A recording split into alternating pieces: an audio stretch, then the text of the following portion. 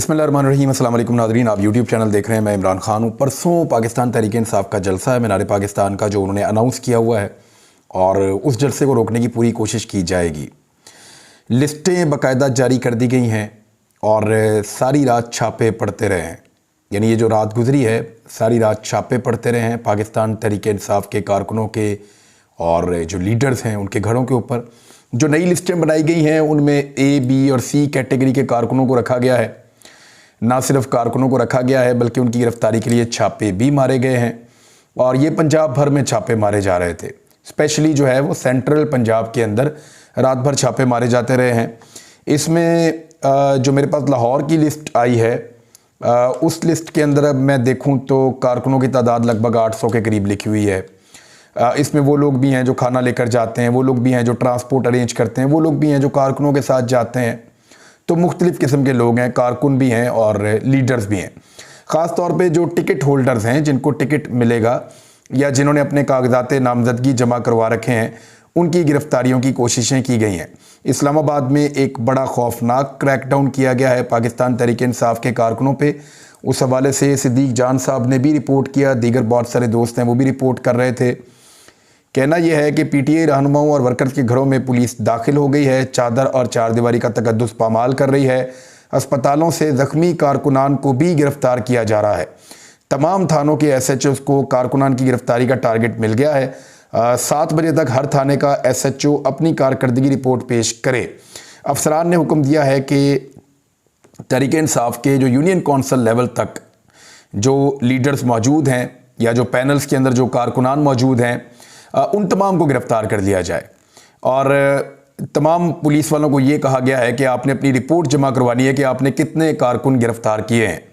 तो ये एक अजीबोगरीब सूरत हाल है। सियासी जमात के कारकुनों को सिर्फ इस बुनियाद पर गिरफ़्तार किया जा रहा है कि उसका ताल्लुक़ एक सियासी जमात से है। हमने माजी में पाकिस्तान में इस किस्म की नफ़रत फैलती हुई देखी है। हम अगर पुरानी किताबें उठाकर पढ़ें तो हमें समझ आती है कि एस्टेब्लिशमेंट के ख़िलाफ़ जो भी सियासी जमातें कभी भी आवाज़ उठाती हुई दिखाई दी, फिर उनके कारकुन गायब किए गए, उनके कारकुनों को उठाया गया, उनके ऊपर टॉर्चर किया गया, उन्हें तशद्दुद का निशाना बनाया गया। मैं आपको कुछ और मिसालें भी दे सकता हूँ, लेकिन मेरे ख्याल में ख़बरें बहुत ज़्यादा हैं, हमें आगे बढ़ना चाहिए और ख़बरों के ऊपर बात करनी चाहिए। एक तो ये हो रहा है वहाँ पे क्रैकडाउन, एक लाहौर में क्रैकडाउन हो रहा है, पंजाब के दीगर अजला के अंदर क्रैकडाउन हो रहा है और पाकिस्तान तहरीक इंसाफ के लोगों को बड़े पैमाने पर रमज़ानुल मुबारक से पहले ये इरादा है कि गिरफ़्तार किया जाए। क्योंकि रमज़ानुल मुबारक में गिरफ़्तारियाँ करना, ये सारी चीज़ें करना वैसे काफ़ी बेशर्मी दरकार है उसके लिए, लेकिन मेरा नहीं ख्याल कि काफ़ी बेशर्मी के बावजूद भी रमज़ानुल मुबारक में सिर्फ इस बुनियाद पे कि ये सियासी कारकुन है और इसका सियासी नुक्ता नज़र हमें पसंद नहीं है, कारकुनों को गिरफ़्तार किया जा सकेगा। इस वक्त पूरा का पूरा निज़ाम ऐसे काम कर रहा है कि एक शख्स को गिराने में लगा हुआ है। इमरान खान साहब, उनकी पार्टी के लोग और इमरान खान साहब के साथ जो अवामुन्नास है। अवामुन्नास मैं इसलिए कह रहा हूँ कि बहुत सारे ऐसे लोगों को मैंने देखा जो इस तहरीक का हिस्सा बन रहे हैं, जो सियासी नहीं हैं या वो सियासत में किरदार अदा नहीं करते, वो गैर सियासी नौइयत के लोग हैं, लेकिन वो इस सारी सूरत हाल को देखते हुए इस नतीजे पर पहुँचे हैं कि पाकिस्तान के पास एक लीडर है और उसको खोना नहीं चाहिए। लिहाजा वो भी अब एक पार्टी बन के सामने आ गए हैं, अवाम का एक बहुत बड़ा हिस्सा। अब वो भी इस तहरीक का हिस्सा बनते चले जा रहे हैं, तो लोगों की तादाद बहुत ज़्यादा है।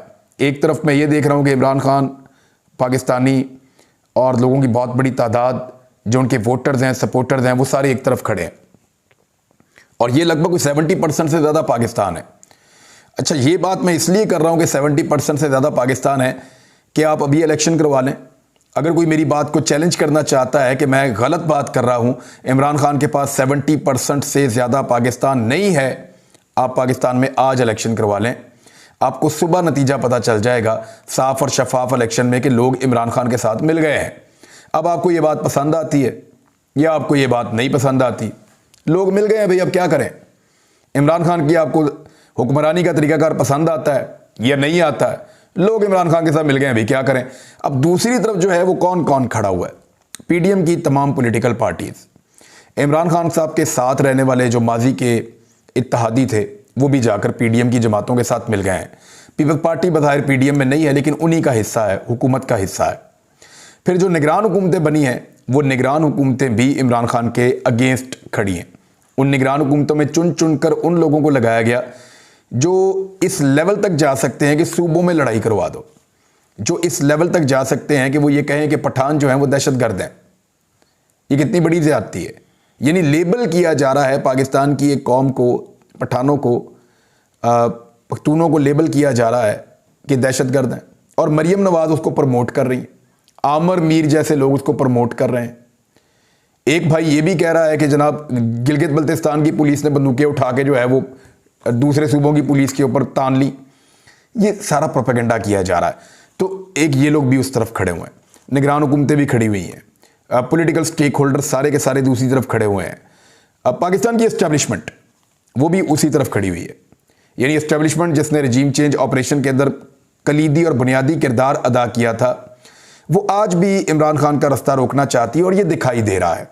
ये मैं अपने तजर्बे की बुनियाद पे आपको कह रहा हूँ, और ये साबित किया जा सकता है कि एस्टेब्लिशमेंट वाकई, क्योंकि देखें ना 505 का मुकदमा तो एस्टेब्लिशमेंट की मर्जी के बगैर नहीं हो सकता, किसी को गद्दार और बागी डिक्लेयर नहीं किया जा सकता।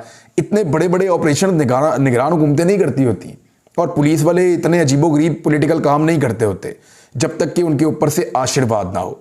तो आशीर्वाद तो है फिर एस्टेब्लिशमेंट का, वो दिखाई दे रहा है, अंधे को भी नजर आ रहा है। पाकिस्तान का मीडिया, पाकिस्तान का जो रवायती मीडिया है वो इश्तिहारों से पलने वाला मीडिया है।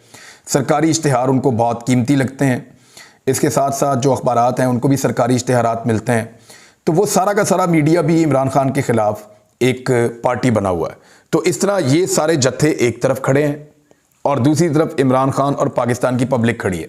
अब इलेक्शन से भागना है किसी भी तरह, क्योंकि इलेक्शन करवाया तो पब्लिक की बहुत बड़ी तादाद इमरान खान को वोट देगी। इमरान खान साहब को कोई भी जलसा और रैली करने से रोकने की कोशिश की जा रही है। अगर इमरान खान साहब लाहौर में जलसा करते हैं, मीनार पाकिस्तान में, तो इतनी बड़ी तादाद में लोगों के निकल आने का अंदेशा है कि इमरान खान साहब अपने तमाम जलसों के रिकॉर्ड तोड़ सकते हैं। तो उस जलसे से खौफजदा होकर जो पूरा का पूरा निज़ाम है एक जलसे को नाकाम बनाने की कोशिश कर रहा है, लेकिन जितनी वो कोशिश करेंगे वो जलसा उतना ही कामयाब होता चला जाएगा। क्योंकि जेलों में जगह ख़त्म हो जाएगी, थानों में जगह ख़त्म हो जाएगी। जलसे के अंदर तो लाखों लोग आते हैं, तो लाखों लोगों को तो गिरफ्तार नहीं किया जा सकता। हाँ, सिर्फ उन लोगों को गिरफ्तार करने की कोशिश की जाएगी जो जलसे के मुंतज़मीन हो या जलसे के इंतज़ामात वगैरह संभालें। ये कोशिश ज़रूर की जाएगी। मेरी इतला के मुताबिक शाह महमूद कुरैशी को गिरफ्तार करने की कोशिश की जाएगी, यास्मीन राशिद साहिबा को भी, हमाद अजहर को भी, दीगर लोगों को, क्योंकि लाहौर के अंदर जलसा है, मियाँ असलम इकबाल को गिरफ्तार करने की कोशिश की जाएगी, और जो सेकंड और थर्ड टियर की जो लीडरशिप है उन सबको भी गिरफ्तार करने की लाहौर में कोशिश की जाएगी ताकि जलसा नाकाम किया जाए। लेकिन पाकिस्तान तहरीक इंसाफ के जलसे में आप तहरीक इंसाफ के किसी भी लीडर से पूछ लें, अलीम खान ने तहरीक इंसाफ को छोड़ा, उनसे पूछ लें, जहांगीर तरीन आज तहरीक इंसाफ में नहीं है, उनसे पूछ लें। ये लोग अपने मुंह से खुद कहते रहे कि हम तो सिर्फ सेटअप लगाते थे, लोग खुद ही आ जाते हैं। हमें कभी भी लोगों को बसों वैगनों में भर के लाना ही नहीं पड़ा, हमें कभी भी कॉल्स कर करके लोगों को बुलाना ही नहीं पड़ा, हमें कभी भी पटवारियों की और सरकारी मुलाजमीन की ज़रूरत ही नहीं पड़ी। पाकिस्तान तहरीक इंसाफ का वर्कर खुद आता है। अब जो इस वक्त सूरत हाल है इसमें तो लोग और ज़्यादा और बड़ी तादाद में आएंगे इमरान खान के बुध वाले जलसे में। अब उस जलसे को रोकने के लिए हुकूमत अपनी पूरी फस्तायत और तमाम हथकंडे इस्तेमाल करेगी। उसकी वजह यह है कि नवाज शरीफ और मरियम नवाज का साथ ही साथ आप समझ लें कि शहबाज शरीफ का भी मुंह चढ़ाता है मीनार पाकिस्तान। वो इसलिए, ये तो मुझे लगता है गुजरते हुए मीनार पाकिस्तान की तरफ देखते भी नहीं होंगे, क्योंकि इनको चैलेंज है पिछले 12 साल से पाकिस्तान की मीडिया का कि आप यहाँ पे एक जलसा करके दिखाएं। पूरी कोशिश के बावजूद आज तक ये जमात मीनार पाकिस्तान में जलसा नहीं कर पाई। इन्होंने मीनार पाकिस्तान का नक्शा ही बदल दिया उस एरिया का, ताकि ये इतना बड़ा हम कर दें कि यहाँ पे जलसा हो ही ना सके किसी का भी। इमरान खान ने फिर भर दिया, 5 मरतबा वो मीनार पाकिस्तान भर चुके हैं, 6ठा जलसा वो करने जा रहे हैं। अब उनको रोकने की पूरी कोशिश की जा रही है कि कुछ भी करके रोका जाए। इमरान खान साहब के ऊपर जो हमला हुआ उनके घर पे, उसकी भी एक FIR दर्ज करने की दरख्वास्त जमा करवा दी गई है, और उसमें मरियम नवाज और राना सनाउल्लाह भी हैं। वैसे उसके अंदर जो IG पंजाब है उनका नाम भी है, CCPO लाहौर का नाम भी है, SP CIA का नाम भी है, सबका नाम है। और डिटेल में नीचे तक SHOs तक जिन जिन लोगों ने इस ऑपरेशन में हिस्सा लिया, जिन जिन लोगों ने इमरान खान के घर के अंदर ज़बरदस्ती दाखिल होने की कोशिश की, अंदर दाखिल हुए, जिन्होंने मार कुटाई की और सामान उठाकर ले गए, जिन्होंने बार तोड़ फोड़ की, वो सारी चीज़ें इस दरख्वास्त के अंदर लिखी हुई हैं। जो सामान गायब किया गया है उसकी तफसीलात भी एक सफ़े पे लिखी गई हैं। जो असलहा गायब किया गया है, कुछ असलहा जो है लाइसेंस वाला वो मौजूद था, उसकी भी तफसीलात एक सफ़े के ऊपर लिखी गई हैं। तो प्रॉपर तरीके से एक FIR दर्ज करने की कोशिश की गई है। इमरान खान साहब की लीगल टीम ने इस मामले को उठाया है। मियां अली अशफाक ने गालिबन ये इमरान खान साहब के केस का पहला हिस्सा है जिसको प्रैक्टिकली हैंडल करना शुरू किया है, और मुझे उम्मीद है कि ये FIR दर्ज हो जाएगी। अगर नहीं होगी तो मामला अदालत में जाएगा। अगर अदालत के अहकामात हो जाते हैं तो फिर ये FIR तो करनी पड़ेगी। अल्टीमेटली ये FIR दर्ज तो होनी है, और जब भी ये FIR दर्ज होगी तो इन अफसरान को जवाब देना पड़ेगा। इंतहाई मुश्किल सूरत हाल है पुलिस वालों के लिए। हुक्म ना माने तो नौकरी ख़राब होती है, हुक्म माने तो ऐसा गैर कानूनी अमल हो जाता है जिसकी बाद में सज़ा काटनी पड़ती है। इस्लामाबाद पुलिस ने सेनेटर शिबली फराज साहब के घर पे भी छापा मारा है। कल उनके ऊपर काफ़ी टॉर्चर किया गया था, वो अस्पताल में एडमिट भी थे। अब दोबारा उन्हें गिरफ्तार करने की कोशिश की जा रही है। थाना गोलड़ा में एक मुकदमा इस्लामाबाद में दर्ज किया गया है और लगातार गिरफ्तारियों की कोशिश की जा रही है। दूसरी जानिब राणा सनाउल्लाह साहब ने ये जो बात की है ना कि सारे पाकिस्तान में इलेक्शन इकट्ठे करवा दिए जाते हैं। अब फ़र्ज़ करें पाकिस्तान में भी इलेक्शन नहीं होता। नाज़रीन, अप्रैल शुरू होने वाला है, अभी रमज़ान मुबारक आ जाएगा, एक महीने का पता भी नहीं चलेगा। और छोटी ईद से लेकर बकरा ईद तक टाइम कैसे गुजरता है पता ही नहीं चलता, 2.5 महीने का। और बकरा ईद के बाद यानी हज के बाद ये हुकूमत के ख़त्म होने का टाइम आ जाएगा। फ़र्ज़ करें अगर ये अपने टाइम पे भी इलेक्शन करवा लेते हैं, अव्वल तो ये होना नहीं है क्योंकि 90 दिन की तारीख दर्ज है आईने पाकिस्तान के अंदर। फ़र्ज़ करें एस्टैब्लिशमेंट किसी भी तरह खींच के तान के इमरान खान को जेल में डाल के 2 नंबरियां करके कुछ भी करके ये सारा निज़ाम जो है वो इलेक्शन को डिले करके ले जाता है सितंबर अक्टूबर तक, तो क्या तब ये इलेक्शन जीत जाएंगे? सादा सवाल है मेरा। क्या तब ये इलेक्शन जीत जाएंगे? क्या तब तक महंगाई कम हो जाएगी? क्या तब तक पाकिस्तान की इकॉनमी ठीक हो जाएगी? नहीं होगी, ये और ज़्यादा फंस जाएंगे।